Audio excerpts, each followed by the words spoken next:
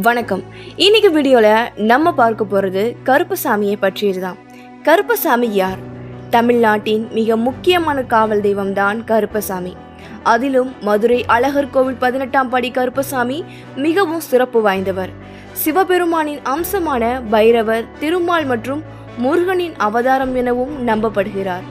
நீதியை காக்கும் கடவுளாகவும் அநீதியை கண்டிக்கும் தெய்வமாக கிராம மக்களால் வணங்கப்படுகிறார். கருப்பசாமி தமிழ்நாடு, கேரளா, இலங்கை, மலேசியா மற்றும் சிங்கப்பூர்ல வழிபடப்படுகிறார்.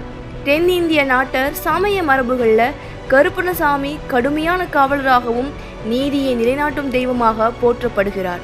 இவருக்கு ஆண்டவர், கருப்பராயன், கருப்பு, மாயாண்டி கருப்பா, ஐயன்னு நிறைய பெயர்கள் இருக்கு. தமிழ்நாடு, கேரளா பகுதிகளில் இவருக்கு அதிக கோவில்கள் இருக்கு.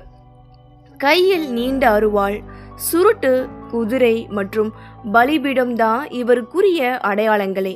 கிராமப்புறங்களில் கிடா வெட்டுதல், பொங்கல் வைத்தல், சுருட்டு படைத்தல் மற்றும் மதுபானம் ஊற்றுதல் போன்ற பாரம்பரிய முறைகளில் கருப்பணசாமி வணங்கப்படுகிறார். ஐயப்பன் மகிழ்ச்சியை வதம் செய்ய சென்றபோது அவருக்கு துணையாக சிவபெருமானால் படைக்கப்பட்டவர்தான் கருப்பசாமி என்றும் ஒரு புராண கதை இருக்கு. வாய்மொழி வரலாறு படி சீதையின் புதல்வரான லவனை போன்றே வால்மீகி முனிவரால் தர்பபை புள்ளியிலிருந்து உருவாக்கப்பட்ட சிறுவனே கருப்பசாமின்னு சிலர் சொல்றாங்க. கையில் நீண்ட அருவாள், பிரம்மாண்டமான மீசை, கம்பீரமான தோற்றம் மற்றும் வெள்ளை குதிரை அல்லது எருமை வாகனத்தை உடையவர்.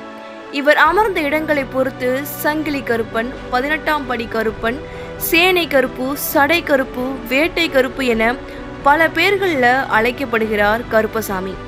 இந்த கருப்பசாமிக்கு பிடித்த உணவுகள் சர்க்கரை பொங்கல், சுருட்டு, அசைவ உணவுகளான ஆட்டுக்கறி, கோழி, இறைச்சியுடன் மதுவும் இவருக்கு ரொம்பவே பிடிச்ச உணவா.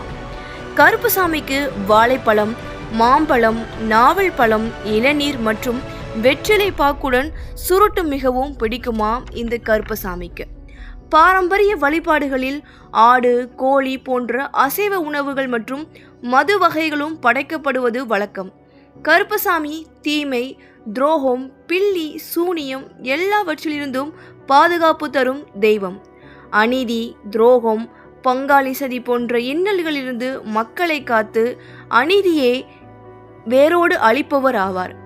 தடைகளை தகர்த்து தொழில் மற்றும் காரியங்களில் வெற்றியை தரக்கூடியவர். பில்லி, சூனியம், செய்வினையால் பாதிக்கப்பட்டவர்கள் இவர்களை தேடி சென்றால் அந்த ஆபத்திலிருந்து மீளலாம். 108 கருப்பசாமிகள் மொத்தமாக உள்ளனர். 108 கருப்பசாமிகளிலும் 18ஆம் படி கருப்பசாமியே மிகவும் சிறந்தவர்னு சொல்லப்படுது.